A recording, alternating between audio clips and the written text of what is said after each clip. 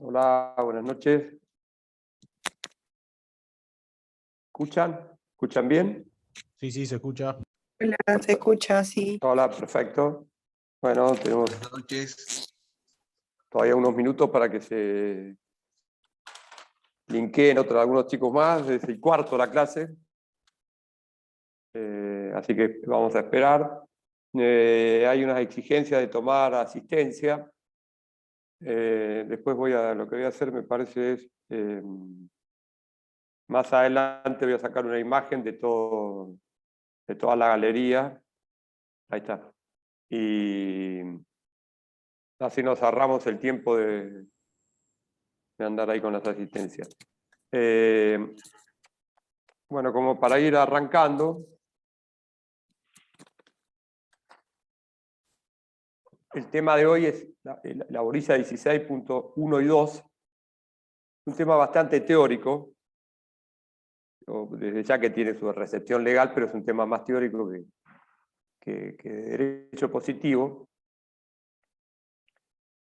El punto 1 de la bolilla 16 nos habla que debemos responder acerca de los alcances concursales de la responsabilidad por los deudores. Está claro, empecemos, esto tiene, acá hay una evolución histórica, nosotros hemos subido material respecto de esto, pero a modo de introducción, mientras se van linkeando todos los demás, digamos que acá está claro que hay una evolución en cuanto a las responsabilidades por deuda.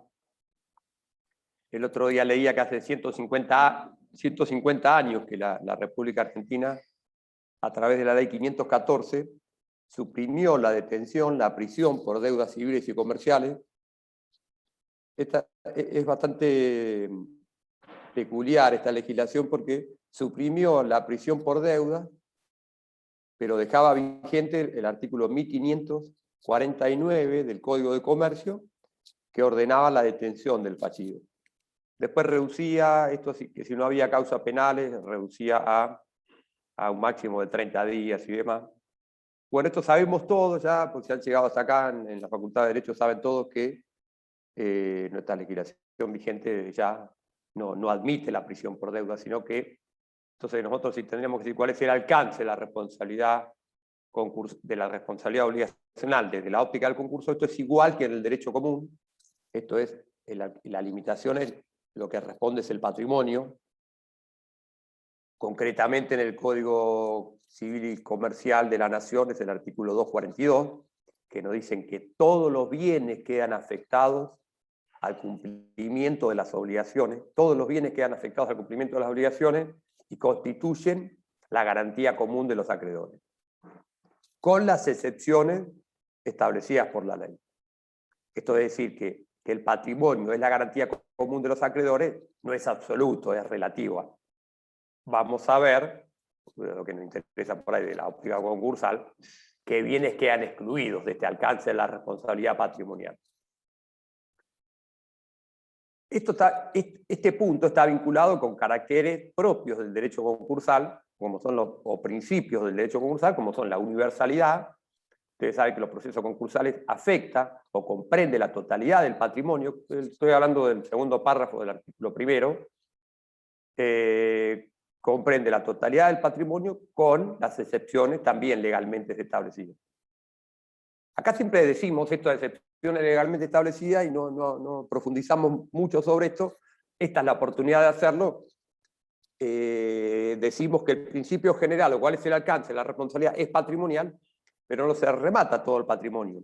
Hay razones humanitarias, alimentarias o de la propia subsistencia del deudor, que casi que si le rematáramos todo su patrimonio, pareciera que es hasta más gravoso o hasta más perjudicial que la propia prisión o detención o de lo que hablábamos, que yo le decimos que es legislación vigente de hace 150 años, 1872, donde se derogó esto.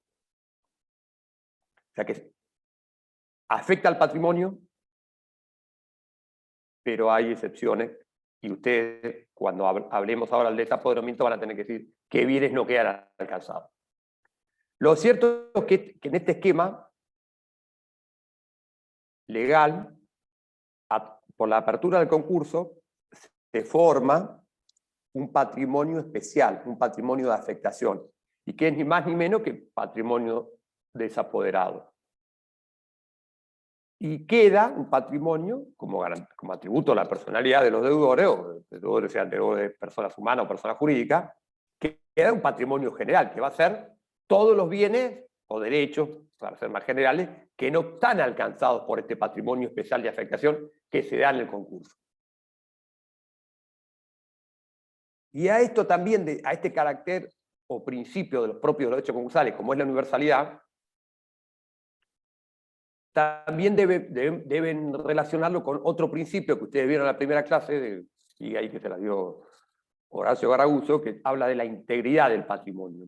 Usted sabe que hay un principio que es la integridad del patrimonio, que nos da la idea de que el patrimonio se tiene que mantener incolume, sin sufrir menoscabos, desde que se produce la cesación de pagos.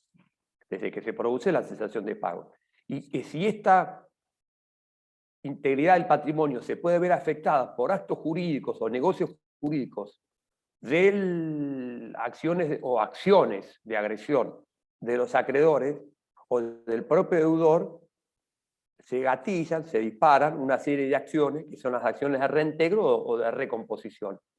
Entonces, esto de lo que habla el inciso primero justamente nos está anticipando todo este catálogo de acciones que tiene la legislación concursal con una finalidad de reintegrar el patrimonio, reintegrarlo o recomponerlo, y en base a lo que haya disminuido, menoscabos que ha sufrido este patrimonio, achicamiento, la salida de bienes, para hacerlo más concreto, desde que se generó la cesación de pagos. Por supuesto que por acciones de fraude, por acciones hasta de connivencia entre el fallido y tercero, o ejercicios de ejecuciones, digamos, ejercicios de extinción de las obligaciones, ni siquiera estoy diciendo supuestos ilícitos, digamos. Lo cierto es que el principio es que la integridad del patrimonio se tiene que mantener desde que se produjo la cesación de pago, y si no, se disparan este tipo de acciones, que son estas acciones que yo decía de reintegro o recomposición, que las van a estudiar en esta segunda parte del curso, que son las acciones de inoponibilidad, de ineficacia, con el efecto de la inoponibilidad del 119, bueno, la del 118, la inoponibilidad del derecho también, las acciones de responsabilidad del 173, primero y segundo párrafo, las acciones de responsabilidad respecto de los representantes, administradores o respecto de los cómplices, las acciones sociales de responsabilidad, tenemos también los supuestos de extensión de quiebra. En fin, hay un catálogo importante de acciones que están vinculados con estos principios o caracteres del derecho concursal, como son la integridad del patrimonio y la universalidad. Entonces, ¿cuál es el alcance? Respuesta a la primera interrogante del inciso primero. ¿Cuál es el alcance de la responsabilidad obligacional decididamente patrimonial? ¿No? Casi que es hasta una obviedad decirlo a esta altura del desarrollo del derecho. ¿Cómo resuelve la litis concursal la quiebra? Ustedes habían visto hasta acá que esto era, en el proceso preventivo concursal, era mediante una negociación. Se resolvía la litis concursal mediante una negociación entre el deudor concursado y sus acreedores. En la quiebra, no, la quiebra, la finalidad principal es resolver la litis concursal mediante la liquidación, es decir, mediante remate, mediante la subasta de todo el patrimonio especial de afectación. El general es el que no va a quedar alcanzado, porque el patrimonio es un atributo de la personalidad. Esto prácticamente es un dogma para la doctrina civilista. Lo que tenemos que, entonces, ¿cuál es el patrimonio que se va a liquidar? Y acá viene vinculado de lo que tenemos que hablar en profundidad hoy, que es el desapoderamiento. No es algo nuevo para ustedes, porque ustedes conocen lo que era el desapoderamiento atenuado concursal preventivo. Esto es clasificación tripartita de actos que podía realizar el deudor concursado. Los actos que se encontraban prohibidos, los que requerían autorización judicial y los que podría realizar libremente. Este no es un desapoderamiento atenuado, es un desapoderamiento pleno. Si nosotros tendríamos que clasificar cuáles son los efectos que produce el juicio de quiebra, una clasificación bastante pedagógica y sencilla es dividirlos por un lado los efectos patrimoniales, donde acá tenemos el efecto patrimonial por excelencia y un poco que caracteriza a los procesos concursales es el desapoderamiento. El efecto patrimonial por excelencia no es el único, es la incautación y finalmente la liquidación, es decir, el remate de todos los bienes. Y otros efectos, yo dije que había dos divisiones. Uno eran los patrimoniales, desapoderamiento, lo que tenemos que hablar hoy, y el otro es el gran efecto personal que tienen los procesos de quiebra, que es la inhabilitación. Ya lo van a ver, es el artículo 236. Yo se lo menciono porque esto, le tengo que hacer una presentación de este efecto personal por excelencia propio de los procesos concursales, como es la inhabilitación, porque me marca un límite temporal del desapoderamiento. Y la inhabilitación no se confundan con la inhibición general de bienes, esto de la inhabilitación tiene que ver con la imposibilidad de ejercer el comercio, etcétera, etcétera. Efecto personal por excelencia. Acá tenemos el desapoderamiento. Que como es pleno, ¿qué significa el desapoderamiento? Primero, en cuanto a la naturaleza jurídica hay varias teorías, no voy a profundizar sobre eso. Me basta con que usted sepa que, nos basta que sepa usted que es un efecto patrimonial propio de la sentencia de quiebra. Efecto patrimonial propio de la sentencia de quiebra. ¿Y qué supone esto? ¿Supone la pérdida de la propiedad? No. No pierde la propiedad al fallido por el desapoderamiento. Ni siquiera pierde la posesión. De hecho, el corpus posesorio, o lo que se conoce también un poco, una deficiencia terminológica como posesión material, lo pierde no con el desapoderamiento, sino que lo pierden con la incautación. Es decir, la aprehensión de la cosa, del bien que integra el acervo falencial, el patrimonio del fallido, no lo pierde con el desapoderamiento, lo pierden con la incautación, con otro proceso, con otro efecto patrimonial de los procesos de quiebra. Así que nosotros, como primero con el desapoderamiento, no significa que pierda la propiedad, ni significa que pierda la posesión. Lo que significa el desapoderamiento es que pierde la administración y disposición de los bienes. Ustedes habían visto que en el concurso preventivo mantenía la administración bajo la vigilancia del síndico, no podía realizar actos de disposición. Acá no puede realizar actos de disposición, igual que en el concurso preventivo, pero además no lo puedes ni administrar. Eso es en concreto lo que es el desapoderamiento pleno en la quiebra. Como complemento de esto, y para hacerlo funcional, es la pérdida de la legitimación procesal, para actuar respecto de todos los bienes que están desapoderados.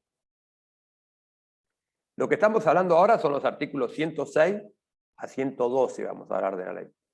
Ustedes tienen que decir, saber responder respecto de cuándo comienza el desapoderamiento, cuándo termina, qué bienes quedan incluidos, cuáles son las exclusiones de la ley y qué sucede si se realizan actos contrarios a este efecto patrimonial por excelencia como es el desapoderamiento, es decir, si el fallido, a pesar de que se encuentra fallido, realiza actos de disposición o de administración.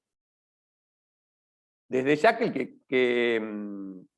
desde ya por supuesto que cualquiera que quiera interrumpir o algo me hace una seña ahí por la pantalla y levanto la mano o lo que fuera y paramos y hacemos alguna aclaración respecto de este tema o de lo que quieran. ¿Cuándo comienza el desapoderamiento? 106 de la ley. La sentencia de quiebra importa la aplicación inmediata de las medidas contenidas en esta sección. El desapoderamiento empieza con la sentencia de quiebra. No importa que esta sentencia de quiebra se encuentre firme, que haya sido notificada al deudor fallido, se hayan publicado edictos. Se dictó la sentencia de quiebra, comienza el desapoderamiento. Aplicación inmediata. Principio procesal por excelencia de inicio del desapoderamiento. El efecto patrimonial de la pérdida de la administración y la disposición. ¿Hasta qué momento dura? Nuestra legislación se vuelca por un sistema, lo que se conoce en el derecho comparado como un sistema latino, ¿qué bienes quedan afectados? Porque yo les dije que, retomemos, la quiebra resuelve, soluciona la litis concursal mediante remate de los bienes. Se diferencia del proceso preventivo, que era la negociación. Acá es drástico. Es el remate de todos los bienes. Ustedes van a ver después, a lo largo, podrían decir después al final del curso, que van a ver que, digamos, lo más grave que le puede pasar a una persona humana o jurídica, ¿no?, desde la óptica del derecho patrimonial, es sin duda la quiebra. Es sin duda la quiebra, por la cantidad de efectos que tiene. Que ni siquiera está limitado a la ley 24.522, estos están volcados en el resto del ordenamiento jurídico. ¿Qué sé yo? Hasta las leyes de ejercicio de las profesiones individuales, como por ejemplo la abogacía, no se permite, no se puede ejercer la profesión si uno está fallecido. Y eso lo pueden ver reflejado en escribanos, martilleros, exportadores, etcétera, etcétera. Eso para que veamos la gravedad de los efectos. Y fíjense, de la óptica de derecho patrimonial, que me interesa destacar a mí, es que le rematan todo el patrimonio. ¿Qué patrimonio? El patrimonio desapoderado. Yo dije, ustedes tienen que decirme cuál es ese patrimonio desapoderado. Retomando esto, decía que nuestra legislación se vuelca por lo que se conoce como sistema latino, que es de los bienes existentes al momento de la sentencia y los que adquiera hasta el cese de la inhabilitación. Es decir, que los bienes futuros. El sistema germánico, los únicos bienes que responden, que se rematan, que se liquidan, son los bienes existentes a la fecha de quiebra. Esto es un plazo, unos bienes mayor. Van a ingresar nuevos bienes, si el fallido no se encuentra rehabilitado o ha cesado la inhabilitación. Si no cesa la inhabilitación, los bienes que ingresan al patrimonio quedan desapoderados y van a ser liquidados para resolver la litis concursal mediante la distribución del producido de la liquidación conforme las preferencias y privilegios de los acreedores concurrentes.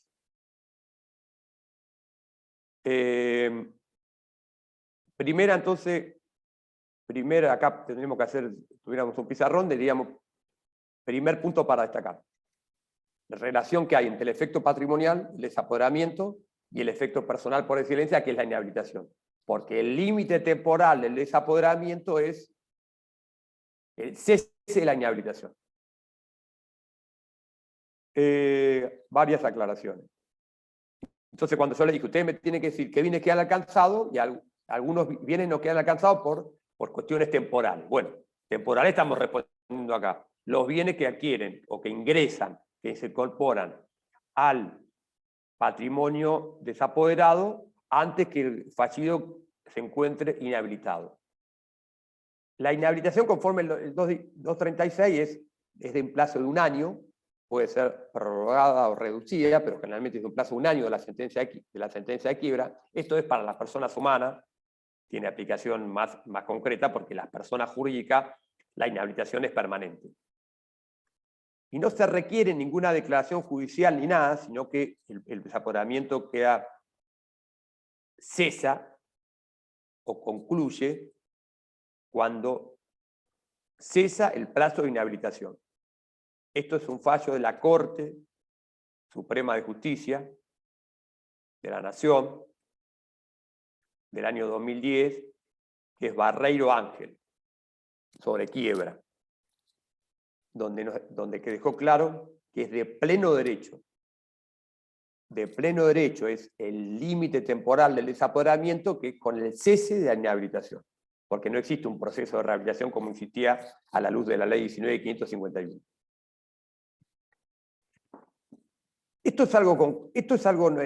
Esta parte ya no es tan teórica, y yo quiero que lo destaquen, lo aprecien, porque esto tiene una consecuencia práctica hasta el ejercicio profesional muy interesante, porque uno podría decirse, en teoría, bueno, yo tengo estos bienes, si soy el fallido, no voy a ingresar un auto para que me lo den en el desapoderamiento, no voy a comprar un auto, no voy a comprar una propiedad, no voy a denunciar, no voy a adquirir ningún inmueble, ningún bien mueble importante para que me alcance el desapoderamiento y me lo rematen. Eso pareciera que fuera como hasta contrario al sentido común, ¿verdad? Uno podría decir eso. Bien, ¿qué bienes pueden ingresar? Y bueno, puede ingresar el sueldo mensualmente. Y acá esto lo relaciono para que ustedes vean la importancia que tiene y la diferencia que tiene con el derecho común, porque todas estas cuestiones patológicas que hay con los fallidos por conveniencia, con los policías de Tucumán y Mendoza, que no tenían ningún bien, que el único bien que tenían era el ingreso de sus salarios. Cuando no tenían ningún bien, no había ningún bien para desapoderar, no había ningún bien para rematar, había que extinguir la quiebra por falta de activos. El único bien que tenían era el ingreso de sus salarios. Bien, esto si tuviéramos en el ámbito del ejercicio de las acciones individuales, a uno le embargan el salario por la porción del salario que es embargable. Después vamos a hacer una referencia a eso. Pero le embargan el salario, ¿hasta qué momento? Se lo embargan hasta la extinción del crédito. No es que le embargan, si supónganse que le embargan el 20% del salario, bueno, ¿hasta qué momento? ¿Hasta cuánto? No es que se lo embargan un mes, 2, 3, un año. Se lo embargan hasta que se tenga el crédito. Si tiene innumerables créditos, habrá una preferencia entre los primeros embargantes. Cuando se extinga el crédito del primer embargante, seguirán descontándole por el segundo embargo, tercero, cuarto. Bueno, esto de fallidos o quebrados por conveniencia tenía que ver con que por el cese, miren la importancia que tiene el límite temporal. El cese del desapoderamiento es con el cese de la inhabilitación. El cese de la inhabilitación en el caso de personas humanas, si no es reducción, si no es por prórroga, si la reducción es menos, es al año de la sentencia de quiebra. Es decir, que los ingresos que le van a poder afectar al desapoderamiento es al año. La porción que sea embargable de su sueldo solamente se lo van a poder retener o va a quedar afectada, como dice el 242, al cumplimiento de sus obligaciones, en el caso concursal, por un año. ¿Está bien? Y acá hay una diferencia sustancial respecto al derecho común. Porque el derecho común, conforme el 242, los bienes quedan afectados al cumplimiento de las obligaciones. Bueno, al cumplimiento de las obligaciones hasta la extinción. El desapoderamiento tiene un límite temporal.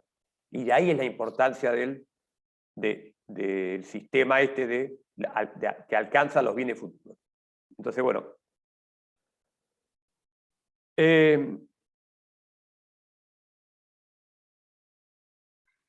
Antes de pasar a las excepciones, digamos, cualitativas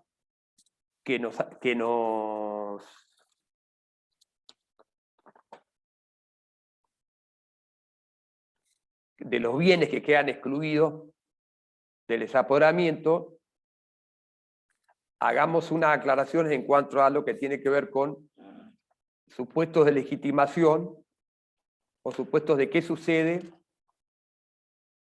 cuando el fallido que se encuentra desapoderado, y ya les dije yo que esto es un efecto concomitante a la sentencia de quiebra, inmediato a la sentencia de quiebra, lo establece el 106, no requiere que esta sentencia de quiebra se encuentre firme, notificada, en conocimiento del fallido, publicado edictos, nada de eso, y así realiza bienes. Esto es una aclaración que es bastante... Esto tiene una sanción que es la inoponibilidad. Hay un problema de remisión en el artículo 109, estoy hablando del segundo párrafo del 109, que remite al artículo 119, y esto, la doctrina se ha encargado de destacarlo, que esto es una errónea remisión por los distintos sistemas que tenían aparentemente informáticos entre la Cámara de Senadores y la Cámara de Diputados. Debe entenderse que es a la ineficacia del 118. Esto es importante porque nuestro sistema de inoponibilidad tiene dos formas de declararla. Una es la que son inoponibilidades de pleno derecho, es decir, que no requiere la tramitación de un juicio previo. Sí una declaración judicial, pero no la tramitación de un juicio o un incidente previo, como son las que menciona el artículo 118. La del 119 requieren la sustanciación de un juicio. Los actos o negocios jurídicos que realice el fallido respecto de en violación al régimen de desapoderamiento, que no se puede administrar, no se puede disponer. ¿Cuál es la sanción? La sanción es la inoponibilidad, es decir, que se comportan como si el bien estuviera es decir, supónganse esto, para que lo veamos en concreto. el fallido no puede administrar ni disponer de un bien. Se declaró la quiebra, ni siquiera se había enterado, no estaba notificado, vendió un automotor. Conforme la dice el 109, segundo párrafo, que remite erróneamente al 119, pero debe entenderse por 118, de hecho había una ley de fe de Atata que así lo sostenía, que después perdió estado legislativo. Este acto es inoponible de pleno derecho. No significa que el acto es nulo, ni que es un acto inexistente, sino que es un acto válido, pero que no produce efecto respecto de determinadas personas. Estas determinadas personas son los acreedores concursales, de forma tal que los acreedores concursales pueden comportarse respecto de ese acto como que si no produjera efectos. En concreto, ese automotor que ha salido del patrimonio del fallido por un acto en violación al desapoderamiento va a ser desapoderado y liquidado. Pero es importante destacar que el efecto que produce la violación es la inoponibilidad y no la nulidad, porque si la quiebra concluyera por un modo no liquidativo, la quiebra, la finalidad específica es resolver la litis mediante la liquidación. Pero hay modos no liquidativos, procesales y sustanciales, no liquidativos. Si concluyera por un modo no liquidativo y cesa el desapoderamiento, ese bien que ha salido en el ejemplo que yo le di, ese automotor, como no es un acto nulo, va a estar en cabeza del tercero, no es que vuelve al fallido. Entonces eso lo van a ver con mayor claridad después cuando veamos el análisis de las acciones de inoponibilidad, pero por lo menos quiero mencionar esto para que no quede tan en el aire. Entonces, en concreto, se realizan actos en violación al desapoderamiento, tenemos una sanción específica. Segundo párrafo del artículo 109 y 119. Vinculado con el desapoderamiento, tenemos la pérdida de legitimación procesal. Me quedó sin mencionar una cosa que me hizo acordar esto. El desapoderamiento implica la pérdida de la administración y la disposición. ¿Quién es el que sustituye al fallido en la administración de los bienes? El síndico. La disposición a cargo del juez. Pero el que administra los bienes es el síndico. Los conserva y los liquida. Sigamos con la falta de legitimación. El artículo 110 nos dice que el fallido pierde la legitimación para actuar sobre todo litigio referido a los bienes alcanzados por el desapoderamiento. Es decir, como acá, respecto de la legitimación procesal para actuar en justicia, respecto de, supónganse, realizar una medida de, una demanda de una prescripción adquisitiva, o una demanda de desalojo, o una demanda de nulidad de subasta, no lo puede hacer, porque no tiene legitimación para actuar sobre bienes desapoderados. Si lo está haciendo respecto a bienes que están desapoderados, no tiene legitimación procesal. ¿Está bien? Es claro. Como no es un principio absoluto, tiene una legitimación residual y que ustedes tienen que saberla, tienen que dar respuesta. Porque la ley ahí lo autoriza a peticionar las acciones judiciales hasta que el síndico se apersone. Y a realizar las acciones extrajudiciales en omisión de la sindicatura. O sea que en ánimo de preservar el patrimonio, si el síndico es negligente o todavía no ha aceptado el cargo, puede peticionar, o sea, iba a tener legitimación sobre la base de este supuesto fáctico, y si el síndico lo omite, también lo podría hacer. Como por ejemplo, interrumpir una prescripción. Ese tiene importancia porque eso va a depender después de la suerte del juicio, ¿no? Es un tema bien concreto, por eso se lo digo. Y además el artículo 110 les da otras legitimaciones específicas, que tiene que ver con los incidentes de verificación y de revisión, que puede hacerse parte. Es decir, no tiene una intervención forzosa, sino una intervención facultativa, que si se inicia un incidente de revisión o un incidente de verificación tardía, tienen que correr el traslado al fallido, que si bien el principio general es que perdió la legitimación para actuar sobre todos los bienes apoderados, mantiene la legitimación para controlar la incorporación de los acreedores al pasivo falencial.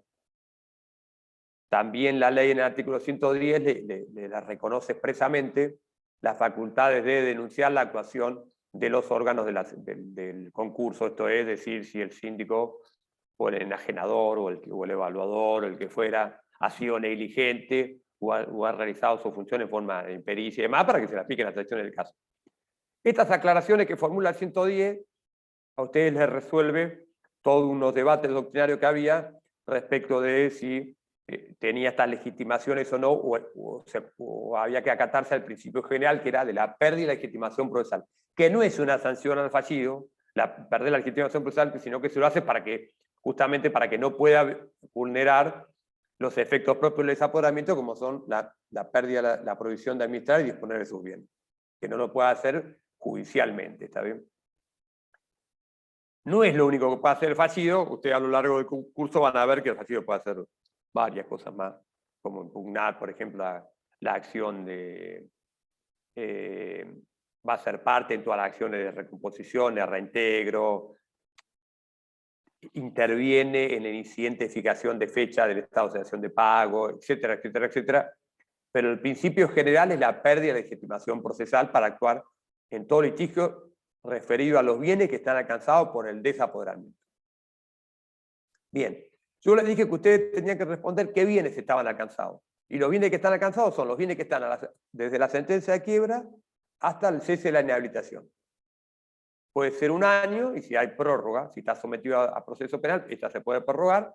No importa que no tengan certeza de cuánto es el plazo ahora, porque eso lo van a ver cuando estudien el 236. Cuando estudien el efecto personal por excelencia que tiene nuestra legislación concursal, que es la inhabilitación. Ahora vamos a ver qué otros bienes nos quedan alcanzados. Y esto ya no es por una razón temporal, sino por una relación cualitativa. Por razones humanitarias, razones de derecho de familia, si se quiere alimentaria. Yo le había dicho al principio, como una introducción hasta un poco con humor, que si el principio era que el alcance de la responsabilidad obligacional era absoluto y tendría que poner a disposición todo su patrimonio, y si podía todo su patrimonio, no se le podía permitir ni la subsistencia ni la alimentación, o sea que esto era peor que la prisión por deuda. Y la evolución que ha tenido en nuestro derecho respecto del cumplimiento de nuestras obligaciones, que pasó de que podíamos desmembrar y someter a la esclavitud a nuestro deudor, a que simplemente podemos afectar su patrimonio, y ahora vamos a ver que podemos afectar solamente una parte. En el caso del derecho concursal, este patrimonio de afectación es el patrimonio que está desapoderado. Y lo que trata justamente ese tema es decir, a ver, ¿qué patrimonio, cuál es la parte del patrimonio que podemos alcanzar para hacer efectiva esa responsabilidad que nos establece el artículo 242 del Código Civil y Comercial de la Nación y el inciso segundo del artículo primero de la Ley 24.522. Y acá tenemos que ir al artículo 108, que nos menciona una serie de incisos, y que esto lo tiene usted que ahí hacer el esfuerzo de estudiarlo. Yo simplemente les voy a hacer algunas aclaraciones. Hay algunos debates doctrinarios y demás, les voy a mencionar algunas aclaraciones, y por ejemplo, y respecto al usufructo de los bienes hijos menores, esto es más fácil porque esto ha sido derogado y se ha modificado el régimen en el nuevo código del año 2015, así que esto no tiene, este inciso no tiene aplicación. El epígrafe del 108 nos dice bienes comprendidos. El inciso primero nos dice los derechos no patrimoniales, o sea, ya ven que es más amplio. Los bienes, las cosas, acá dice los derechos no patrimoniales. Acá hay un debate un poco en la doctrina, los derechos no patrimoniales, alguna doctrina dice que esto, ¿a qué hace referencia a los derechos no patrimoniales? Me basta con que ustedes digan que hay bienes que están excluidos del desapoderamiento. Unos son los temporales, ya le dije, y estos son los cualitativos, los que menciona el 108. Uno son los bienes no patrimoniales. ¿Qué son los bienes no patrimoniales? Debate doctrinario. Algunos dicen que tendrían que ser los atributos de la personalidad, es decir, el honor, el domicilio, el nombre. Lo cierto es que la doctrina concursalista por ahí más específica dice que como estos son bienes o derechos que no están en el comercio, no pueden ser objeto de un negocio jurídico, un acto jurídico, no están, no puede hacer referencia a eso el desaporamiento, tiene que hacer referencia a otra cosa. Es decir, bienes que no pueden ser ejecutados o embargados. Pareciera que estos bienes que no pueden ser ejecutados o embargados por algunas razones que en forma general podrían ser o humanitarias o alimentarias o de subsistencia. Ni siquiera importa las razones ahora porque es una cuestión de política legislativa de qué bienes no quedan alcanzados. Usted le puede dar la razón que quiera, pero acá lo resuelve bien el legislador. Esto es bien derecho positivo. Estos bienes no quedan alcanzados. Ni pueden ser embargados, ni quedan alcanzados por los juicios de quiebra. Entonces, por ejemplo, no menciona que no serían estos derechos de la personalidad o los derechos de familia, como son el reconocimiento de las filiaciones o los alimentos, demás, el reconocimiento de hijos, sino que tiene que ver con, qué sé yo, por ejemplo, los derechos de autor, en cuanto a que las regalías, veía ahí un ejemplo que daba Araguzo, que decía que en cuanto a que las regalías sí estarían alcanzadas por el desaporamiento, pues los derechos de autor específicamente no. Bueno, ustedes tienen que hacer referencia a que los derechos no patrimoniales. No, tampoco quiero que profundicen sobre eso, sobre los debates doctrinarios. Después nos habla de los bienes que son inembargables. Bienes inembargables. ¿Cuáles son los bienes inembargables? La ley concursal no nos dice cuáles son los bienes inembargables. Simplemente la ley, porque la verdad que si uno tendría que hacer una semejanza, y de hecho una de las teorías de la naturaleza jurídica del desaporamiento es que sería naturaleza cautelar, como si fuera un embargo, así como el embargo es la individualización de un bien para hacer efectiva una garantía en el ámbito de las acciones individuales, acá el desapoderamiento hace el mismo efecto de individualizar los bienes que van a ser liquidados. O sea que esto es el desapoderamiento hace como si fuera una herramienta similar a lo que sería un embargo en el ámbito de las acciones individuales. Cuando no sé, el cumplimiento, por ejemplo, el cumplimiento de un contrato de locación. Acá no dice los bienes inembargables. Los bienes inembargables están en todo el ordenamiento jurídico. En el derecho de fondo, en el Código Civil y Comercial de la Nación, que nos habla de los bienes indispensables para la subsistencia, los bienes necesarios para el ejercicio de la profesión. Es decir, acá los ejemplos son, no sé, la jurisprudencia, o sea, hay que ver, es una cuestión casuística, de analizar cuáles son los bienes indispensables para la subsistencia, y acá ponen que los bienes indispensables son, qué sé yo, el televisor, la computadora, el microondas, esto se ha ido ampliando, por razones humanitarias se ha ido ampliando, se entiende que esto también es indispensable para la subsistencia, para la vida normal de la persona, no una subsistencia como si esto fuera la Edad Media, ¿está bien? Entonces, ustedes van a ver que esto, hay un criterio que si bien es una excepción al principio general, la excepción por razones humanitarias se interpreta por, me acuerdo cuando yo me ejercí la profesión, en mis primeros años había todo un debate ahí, una de las salas, la Cámara, había dos salas en ese momento, en la Cámara Departamental, y una sostenía que el televisor era embargable y otra no. Después hizo creo que hubo una unificación de criterio, un plenario, se estableció que el televisor era inembargable, obviamente si tenía dos televisores se podía embargar otro, en fin. Refiero esto para decir de dónde sale esto de bienes, cuáles son los bienes inembargables, tenemos que ir al ordenamiento, a todo el ordenamiento. Inclusive los códigos procesales, civiles y comerciales de los estados provinciales también mencionan quiénes son los bienes embargables. Pero esto no es solamente entre el Código Civil o el Código Procesal. Las leyes de pensiones y jubilaciones también nos dicen que las pensiones y jubilaciones son inembargables. La ley de contrato de trabajo nos dice que las indemnizaciones por la ruptura del contrato de trabajo son inembargables, nos dice que los salarios son inembargables hasta el 20%. Esto está reglamentado por un decreto del año 85 del gobierno de Alfonsín. No es directamente el 20% lo que se puede embargar, porque eso solamente se puede embargar mientras supere 2 salarios mínimos vitales y móviles. Si no supera 2 salarios mínimos vitales y móviles, no se puede embargar nada. Creo que el salario mínimo vital y móvil va a llegar a 21.000, o sea que los sueldos superiores a 42.000 pesos se podrían embargar, y se va a poder embargar el 20% en la medida que supere esto. También si cobra 50, es decir, yo estoy de ejemplo de cuando llegue el salario mínimo vital y móvil, no sé, al final de año que llega esta plata, el porcentaje de embargabilidad es muy poco, o sea que lo que va a ingresar al desaporamiento con el límite temporal también es muy poco. Está bien.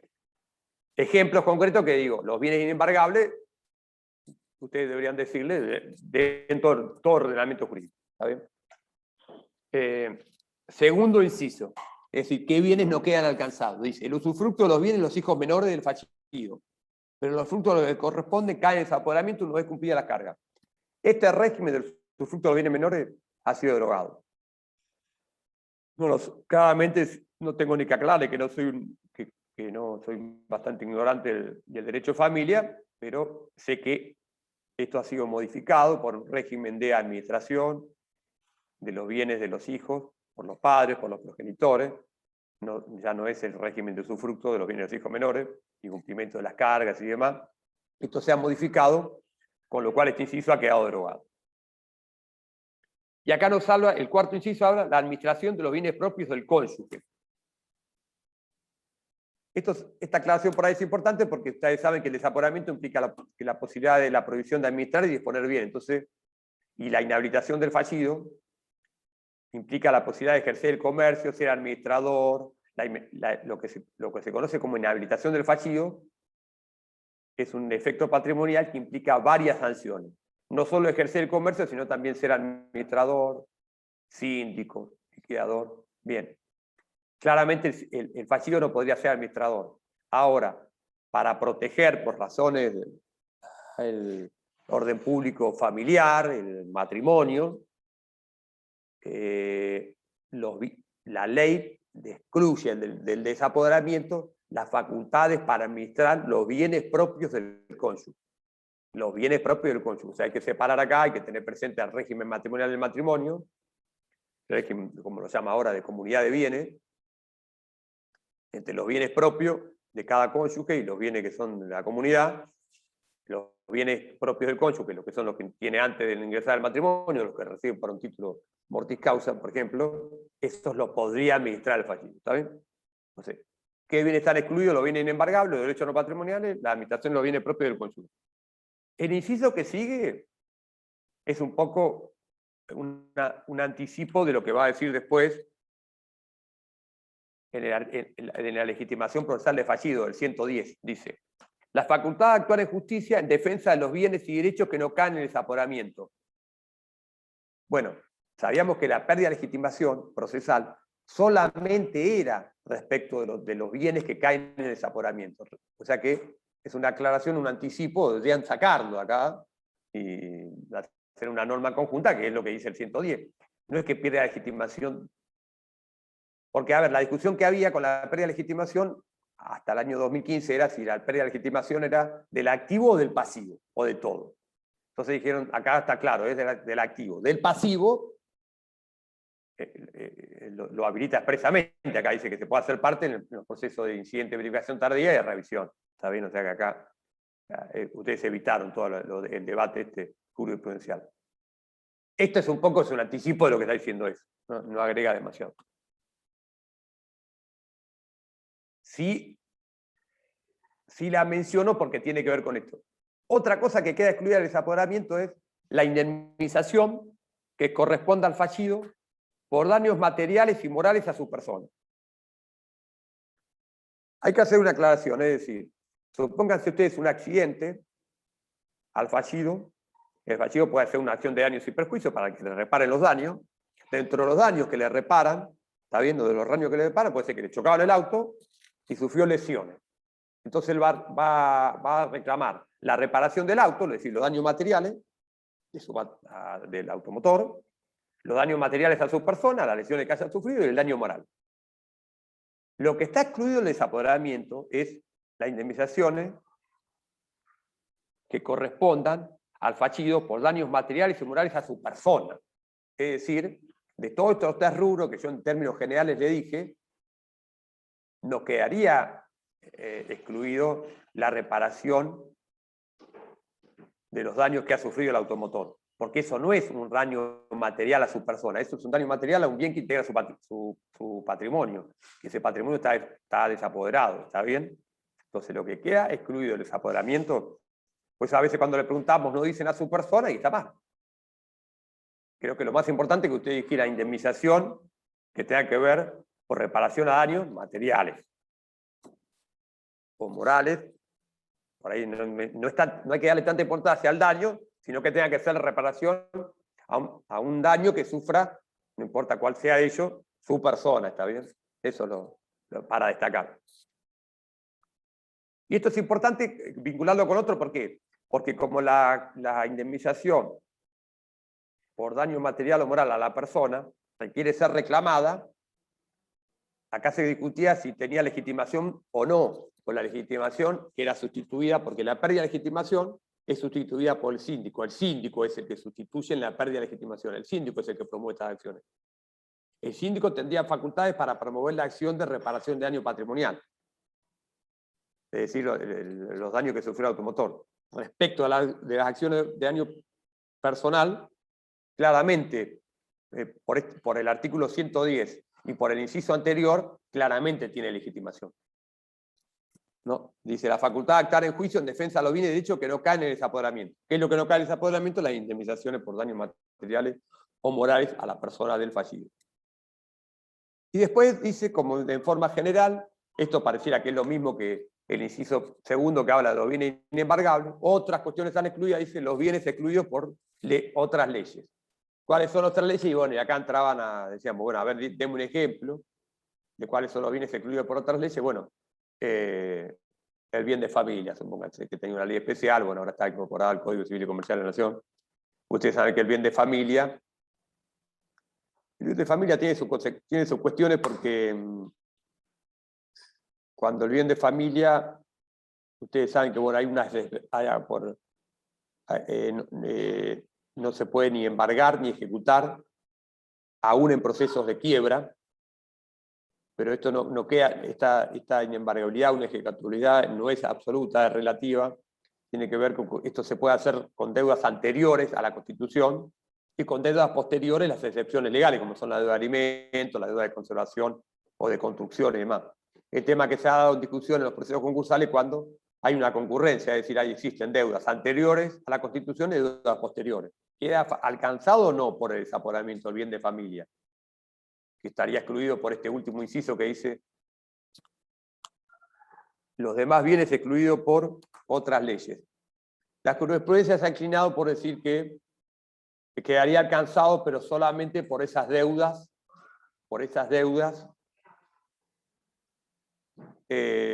anteriores, se remata, se hace la distribución respecto a esas deudas, o sea, las deudas que quedan alcanzadas por el régimen de familia, estos tres incisos, o la deuda anterior a la Constitución, y que el saldo, si quedara un saldo, se la reintegra al fallido.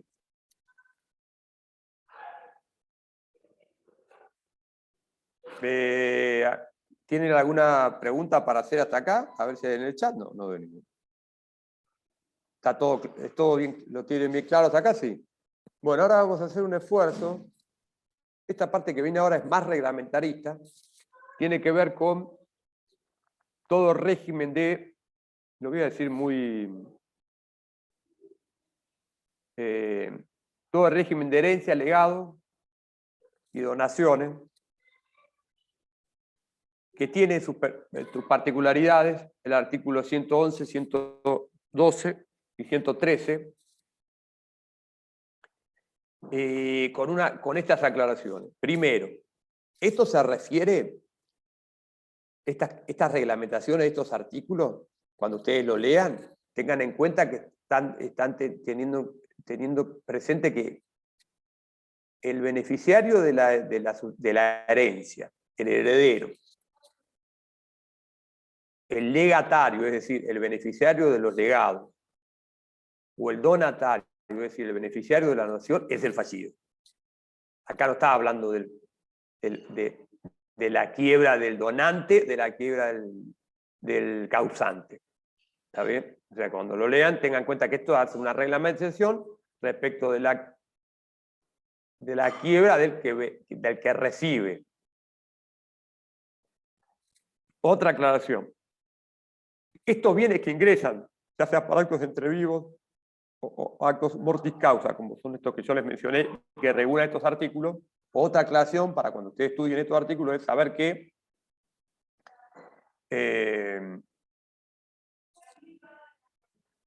esto sucede con posterioridad a la sentencia de quiebra. Y hasta el cese en la liquidación, es decir, durante el límite temporal del desapoderamiento. ¿Está bien? Durante el límite temporal del desapoderamiento. Y esto lo deja bien claro el artículo 113, que nos habla de las donaciones, que nos dice: donaciones posteriores a la quiebra. Los bienes donados al fallido con posterioridad a la declaración de quiebra y hasta su rehabilitación ingresan al concurso y quedan sometidos hasta el desapoderamiento. De acá nada nuevo. Fácil. Le donás un bien al fallido, se lo van a desapoderar y se lo van a liquidar. Si lo hubiese donado antes, tengan en cuenta que conforme al régimen de donaciones, la donación requiere aceptación. La donación no queda configurada por el simple acto del donante. Requiere aceptación del donatario. Simplemente la aclaración que hace el 113, que usted es la que tiene que presente, es cuando la donación, que puede ser pura y simple: te dono esto, o te dono un inmueble para que pongas una escuela. La donación con cargo. Porque esto acá le da una facultad al síndico, que ustedes tienen que saber. Segundo párrafo del 113. Si la donación fuera con cargo, el síndico puede rechazar la donación. Si la admite, debe cumplir el cargo a cuenta del concurso. ¿Está bien? Y después dice: si el síndico rechaza la donación, el fallido puede aceptarla por sí mismo y deberá cumplirla con los bienes que no alcance el desapoderamiento. ¿Está bien? Entonces, si las facultades que tiene es lo distinto que tenemos acá es que cuando hay una donación y el donatario se encuentra fallido, no puede rechazarla. Estas facultades las va a tener que realizar el síndico.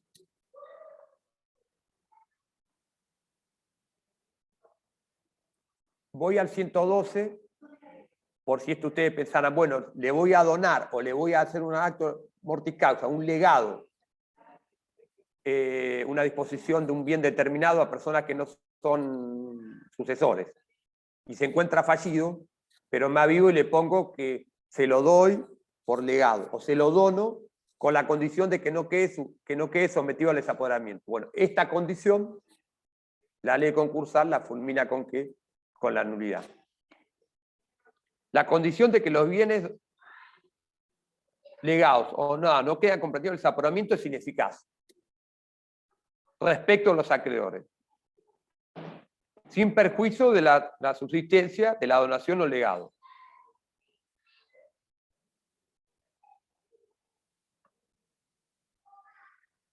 Lo que nos habla es, yo les hice una trampa ahí, le dije nulidad, nos habla de ineficacia. Eficacia en términos de inoponibilidad. Último ahora es el artículo 111, el fallido. Profe, no entendí, pero sería entonces ineficaz o nulo. Ineficaz, no, ineficaz. Estaba esperando que ustedes me bien. dijeran nulidad. No, ineficaz. Es ineficaz, es inoponible. Es Gracias. inoponible. ¿Eso qué significa?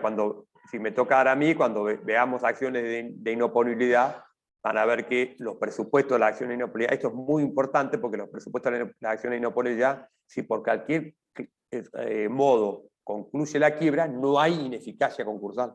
La ineficacia concursal y la inoportunidad concursal, su razón de ser es que haya un procedimiento de quiebra vigente.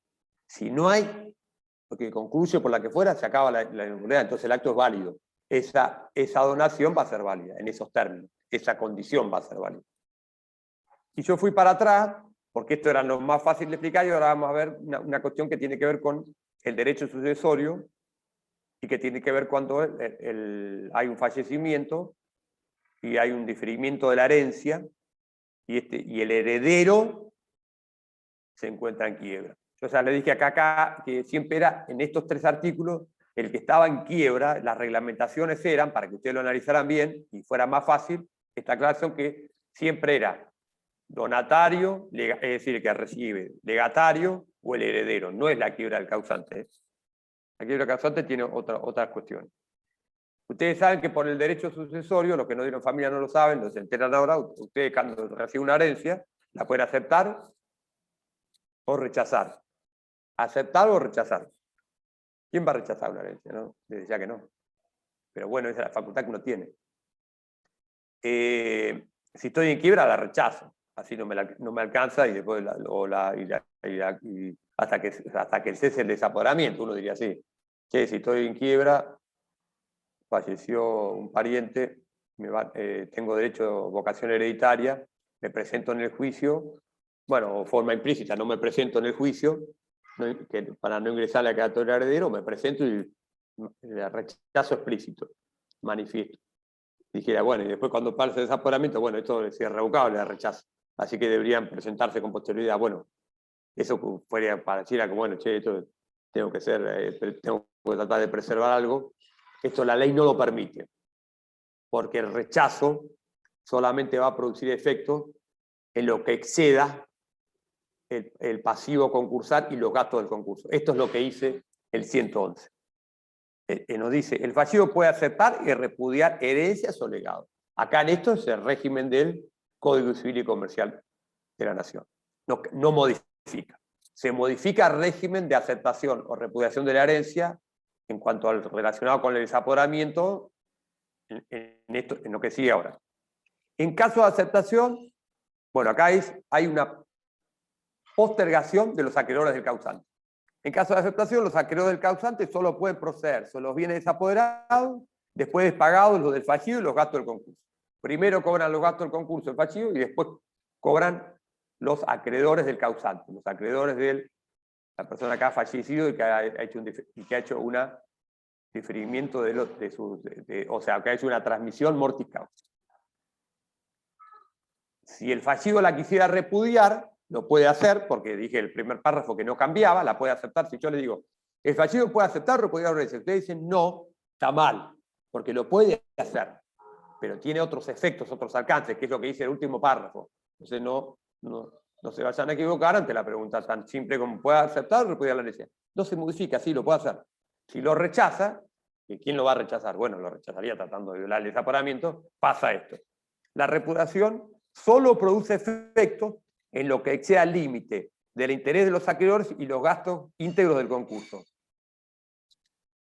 ¿Está bien? Y después le reconoce una legitimación específica. En todos los casos actúa el síndico en los trámites del sucesorio en que esté comprometido el interés del concurso. Esto es la legitimación procesal que ya le reconoce el artículo 110, la legitimación procesal general. Un poco reiterado acá lo resuelve. Entonces, bueno, hay una alteración en cuanto al régimen de derecho común de nuestro Código Civil y Comercial del año 2015. Sí puede aceptar o repudiar una herencia y se altera en cuanto a las condiciones de que no queden incluidos en el desapoderamiento. Y además sanciona con una postergación a los acreedores del causante, que solo pueden ser cobrados después de los acreedores del fallido, o con los bienes desapoderados. Bueno, hasta acá llegamos. Sí. Una si consulta. tienen alguna pregunta, me lo dicen. Y si no, esperen que voy a sacar una imagen para tener los que están acá, por lo menos en... A mí ahí en lo último que usted dijo me quedó una duda. Dale. Por ahí no sé si lo llegué a entender, pero ¿qué es lo que sucede, por decirlo de alguna manera, en criollo cuando se rechaza la herencia? No, si se rechaza la herencia, Sí. hay una mejora, un acrecido de otro. Supónganse que muere una persona y tiene 3 hijos. Son herederos forzosos. La herencia se va a dividir en 3 partes. Si uno de los herederos la rechaza, una cosa, ¿para qué la va a rechazar? Bueno, si la rechaza lo puede hacer. Si está en quiebra, no va a hacer. Si va a tener que ser muy grande y cancelar su pasivo. Mejora el resto de los herederos forzosos, por decir algo. Los otros herederos forzosos que tenían 1/3 de esa herencia, ahora tendrán la mitad, 50% cada uno. O sea, es una mejora de los herederos. Si no hubiera heredero forzoso, quedará una herencia vacante y pasará al Estado. Concretamente ese es el efecto. No sé si eso es lo que vos me preguntabas o era otra cosa. No, o sea, entiendo que si son varios acrece según Perfecto. quien lo rechace, ¿no? Pero a lo que voy, para el fallido, ¿qué repercusión tiene rechazar la herencia? No, está bien, por eso yo les insisto, le digo, ¿por qué puede rechazar una herencia? Puede ser por las razones, digamos, que quiera.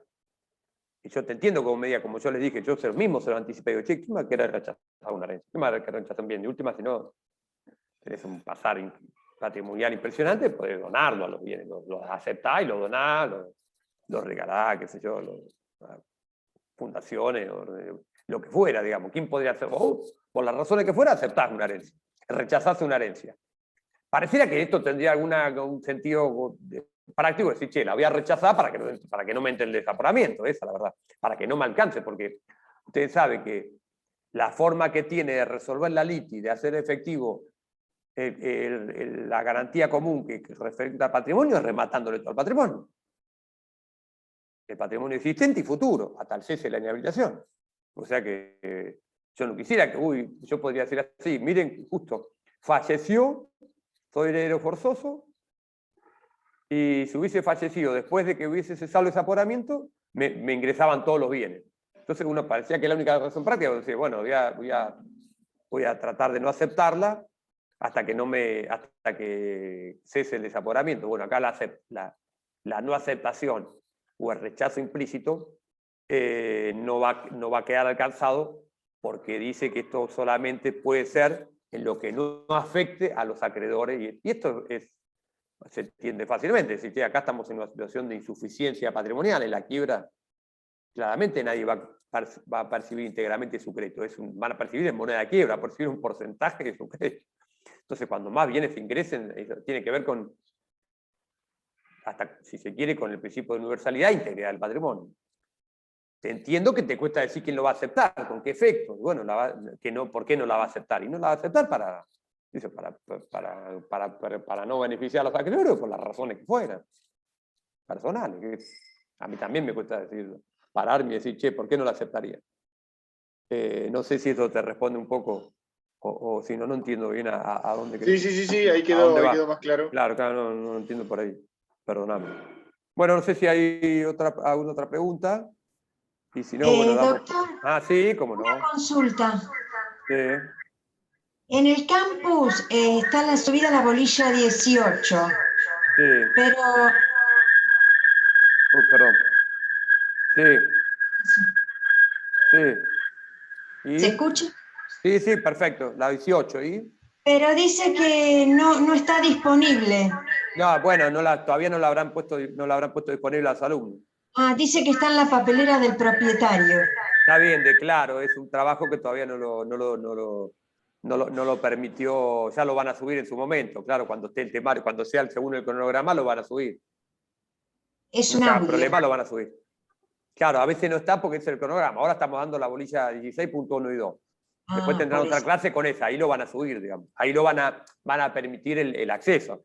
Porque ustedes como alumnos no pueden acceder a todo el material. Nosotros accedemos a todo, lo controlamos y todo demás, y después lo van a poder acceder. Está bien, gracias. No se haga problema. Bueno, damos por concluida esta clase por luego, Zoom, con las limitaciones del caso. Que sigan bien, chicos. Nos vemos más adelante. Gracias. Chao, hasta luego. Gracias. Chao, hasta luego.